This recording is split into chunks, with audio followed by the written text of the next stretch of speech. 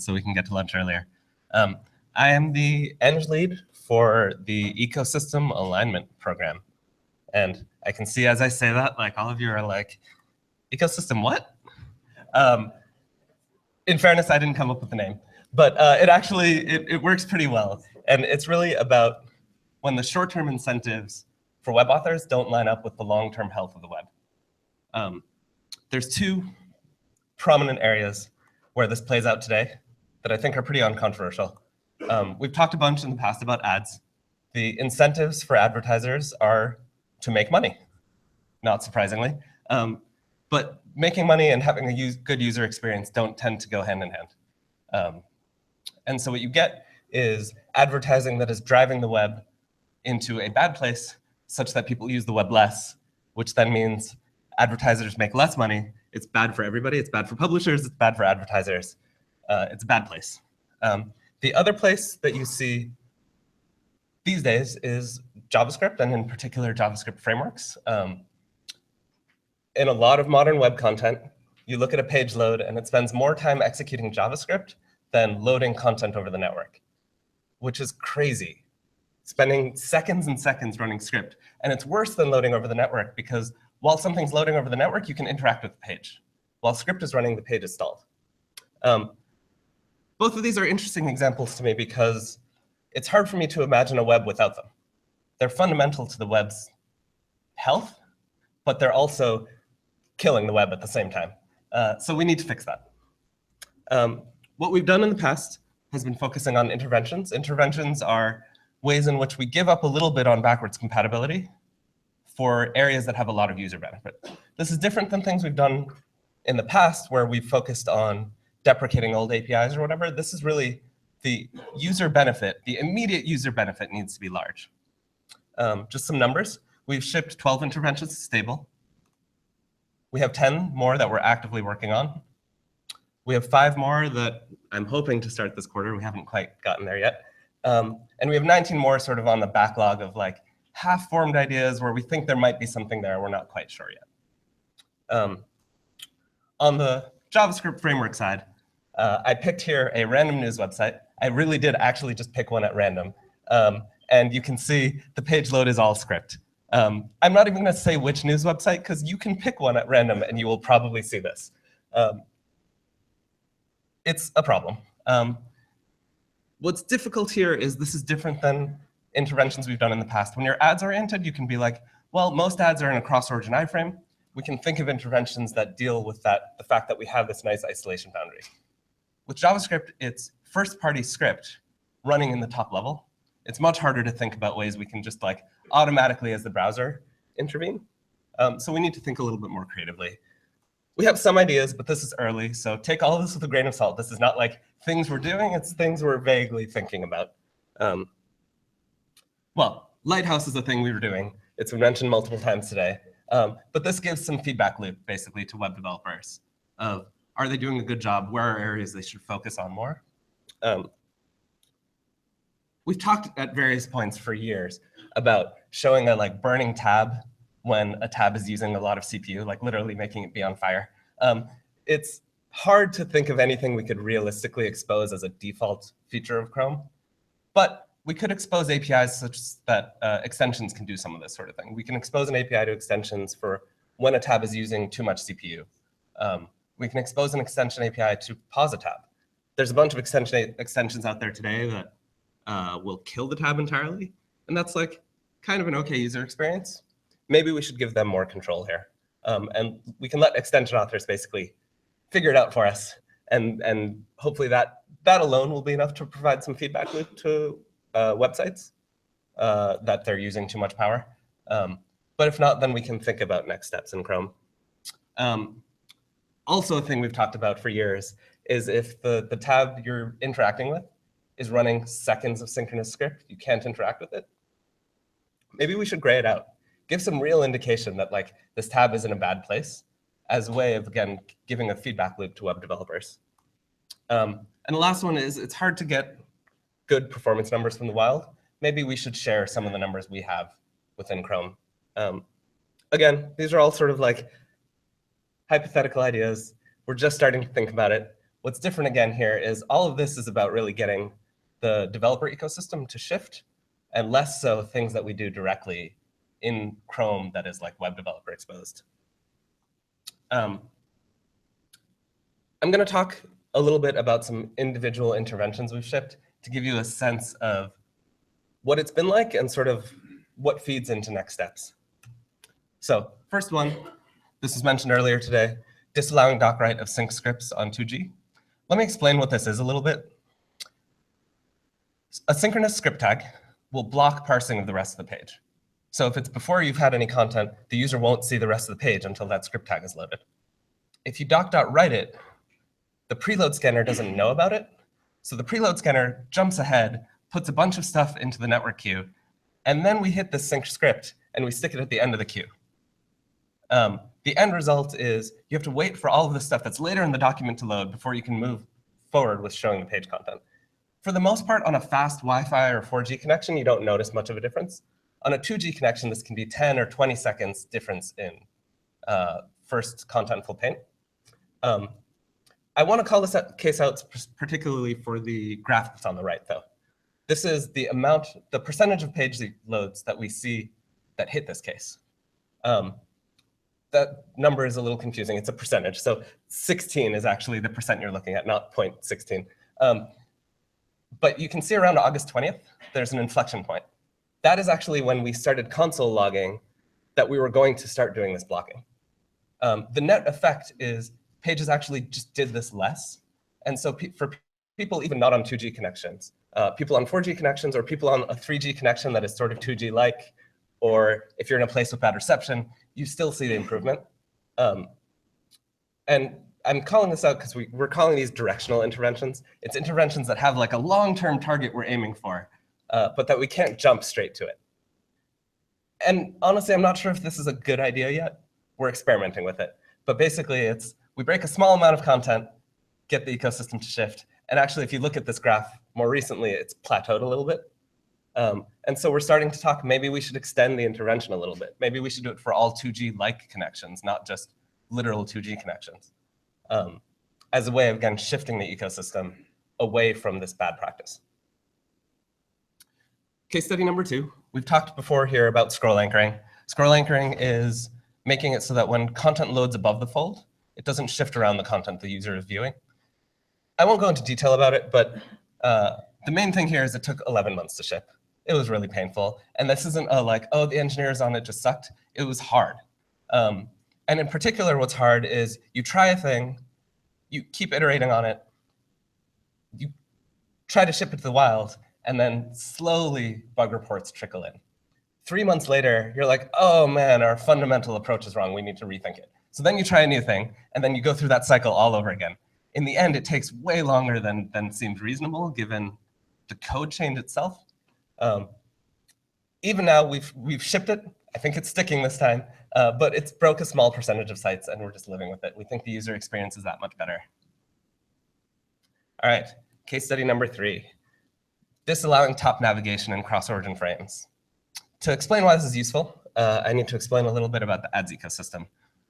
The way a big part of the ads ecosystem works is you load an ad. This is a huge oversimplification, but you load an ad in a cross-origin frame. That ad network might say, I don't have an ad for this page. Let me ask this other ad network. And they'll nest another cross-origin frame. And then that ad network might do the same thing. You might get this waterfall of nested iframes.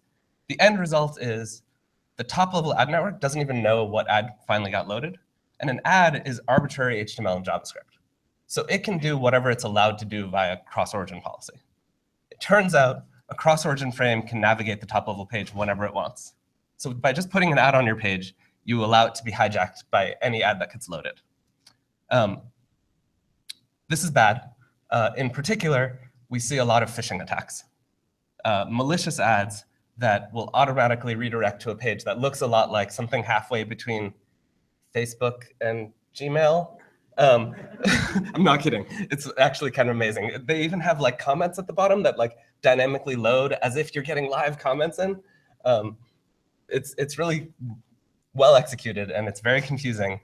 They like vibrate your phone to be like, you have a virus. It's really bad. So what are we trying to do to fix it? Attempt number 1. will require a user gesture to do the navigation. You have to actually tap on the iframe before the navigation can happen. It turned out this broke a lot of content, notably the Facebook Games SDK. So we're like, all right, we'll loosen it up a little. Require the document to have ever had a user gesture. It doesn't have to be at the moment of the navigation, but like you had to have clicked on the ad at some point for it to navigate. That gets most of the benefit. This broke a bunch of payment systems, because what the payment systems do is you like type into the iframe your payment information, you hit the submit button. Within the iframe, they do a navigation, and the response, which creates a new document, is the thing that actually navigates the top level page. So attempt number 3, fingers crossed, we haven't shipped this yet, but we're hoping to do this in 57, is require the frame to have ever had a user gesture. So have that bit survive navigations, basically. This will still break anyone that tries to use cross-origin frames in a way that never has a user gesture. Hopefully that will be a small enough percentage of pages that the big user benefit here is worth the small amount of breakage. And case study number 4, this is the last one. Timer-based throttling of background tabs. Again, this was mentioned earlier. Today, we throttle background tabs by changing the timer granularity to 1 Hertz. So once a second, you can run your timers. But if you do a second worth of work every second, you're still using the whole core, and there's nothing we do about that. So this attempts to give you a budget. You have 1% of wall time to work with. If you take longer than that, we schedule you later in the future. So amortized, you get 1%. We tried to shipping this, and we got a bunch of people complaining, not surprisingly. We got one person who does a real-time stock app, and they want their stock information up to date. As soon as the user clicks on the tab, they need to see exactly what it is. Their users are typically like, they focus the tab, they look at it, they go away. There's not enough time for like doing a network fetch at that point. Another surprising use case we got was someone making a peer-to-peer game, I think it was. I wasn't quite clear on what the actual app was. But basically, it was peer-to-peer, and one of the people's tabs was the host. If the host backgrounded their tab, then the game would throttle for everybody else. It's awesome. So we mitigated this somewhat. We put a 30-second max delay, just as a way of getting this out the door. And you can see, even with the 30-second max delay, in the 99th percentile, we save 3% of CPU. It's about 2/3. It's a big improvement. But we're not quite happy with that as the end result. Again, this is the directional intervention concept. I would like for our end result goal to be what we do on Android. On Android, after 5 minutes, we pause tabs. They just don't run. There's no like, we throttle them. You can do all sorts of like edge casey things. We just pause them. I think we should do the same on desktop. But that's hard. We don't give you all the APIs to do the things you need to do on desktop today that are standard user expectation. If you're a Facebook chat, you want to update the tab title with, you have an incoming chat. Or if you're an email app, you want to update with number of unread messages. Things like that you just don't have the APIs to do today from a service worker. So you have to run it in a background tab.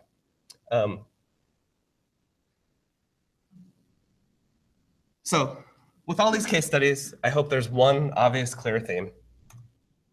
Shipping interventions is hard. It's painful. It's painful for us. It's painful for web developers. In some cases, it's painful for users when we get it wrong because they can't use a site that they use, that they like. And this is me on most days. It's rough. I don't have like the emotional stamina for this. But my point in bringing this up is I want to make this easier. I want to make this easier not just for me, but also for web developers. There's a few things we can do. This one's sort of obvious in retrospect. We should give an origin trial-based opt-out for interventions. So origin trials are, you can register with us, we give you a key, and then we give you some change in API. In this case, what we do is you register with us saying, I want to opt out of this intervention. We give you a key, and you can immediately opt out of the intervention with no interaction directly with a Chrome engineer. You just do it through the standard process. And this gives you 6 months to figure something out. Figure something out might be fix your site. It might be contact the Chrome team, and we learn about a use case we didn't know about, and we have to tweak the intervention. Again, this is sort of just obvious. We're just going to do that. Reporting API was mentioned earlier. A lot of what we get with interventions is people freaking out because they see the console warning and they're like, my page is broken everywhere. But actually, their page isn't broken everywhere. It's broken in a tiny percentage of page views, and they wouldn't actually care if they knew. They wouldn't care so much. So reporting API lets them know when they're actually hitting intervention in the wild so that they can see what percentage of their users are being affected. Feature policy also was mentioned earlier today. It's a way of controlling what a page or a frame can do. We're starting with some simple directives, like disallowing vibrate or sync XHR, but we want to add a bunch of things to this. In particular, I want to do something I'm calling optimized mode, which is instead of shipping interventions, just like breaking page content, I want to ship a default feature policy to a page. So the way we ship an intervention is ship it via feature policy, which then gives developers opt-out. They can opt out of it, and we can find the list of sites that need to opt out and work with them. We can drive that list down over time. Similarly, for ads, I want to apply an even more restrictive feature policy. We can be more aggressive with ads because they don't have the same needs. Ads don't need to be arbitrary applications running peer-to-peer, whatever things. Mostly, they want to load. They do some animation. After a minute, they're OK more or less being paused. They care about viewability, but other than that, they really don't care much. And with all of these things, I want to give developer opt-out. If we don't give developer opt-out, they're just going to work around things in crazy ways. In the timer-based throttling case, we don't do the throttling if you have audio playing. So the stock guy was talking about, fine, I'll just play a silent audio file, which actually won't work because we detect that. But he'll play a nearly silent audio file, and then we're still screwed. All right, maybe we're OK in that case. But the point is, like, I'll give another example. We're going to give you an opt-out similarly for WebSockets. They'll just like create a persistent WebSocket connection just to opt out of it. We don't want people to have to do crazy. We want people to have a simple opt-out, and then we work with them to get rid of it. The reason I want to do opt-out instead of opt-in, Dimitri talks about cumulative user value. The time to users getting benefit if we do opt-in is very slow. A year from now, maybe we get 10% of page views. 3 years from now, maybe we get 20. If we do it opt-out, a year from now, we have 80% of page views. And over the next 5 years, we get from 80 to 100 as we deal with the long tail of issues. It's more painful. It's still going to leave me sad. It's still going to leave developers mad at us. Users will still see broken websites sometimes. But hopefully, this will be a lot less than our current attempts at just like shipping interventions aggressively. So next on interventions, we want to ship faster through the mechanisms I just mentioned. And one other slight shift recently is up until now, we've been very focused on performance and memory, performance and annoyance, because we've been focused on the ads ecosystem. We're going to start thinking about memory, in particular low memory devices, and what sort of interventions we can do that might save memory. Simple example is today we have to keep around the encoded images in case you might put one into a canvas. Putting an encoded image into a canvas is quite rare, but that uses a lot of memory just in case, because the Canvas API is synchronous. So there's things like that that we can maybe reconsider. We could give developers an explicit statement of like, I want to put this image in a canvas, that sort of thing. But this is very early. We'll have a session tomorrow to brainstorm ideas around memory interventions. And predictability got up here earlier and said the web just works for developers. Not interventions. Ecosystem alignment is largely the web that just works for users. And there's some tension there. There's an intentional tension there between predictability and ecosystem alignment. We're breaking the web to make it better for users. And Rick and Drew will often yell at me and be like, no, we need to do it in this way that's more developer friendly. So thank you.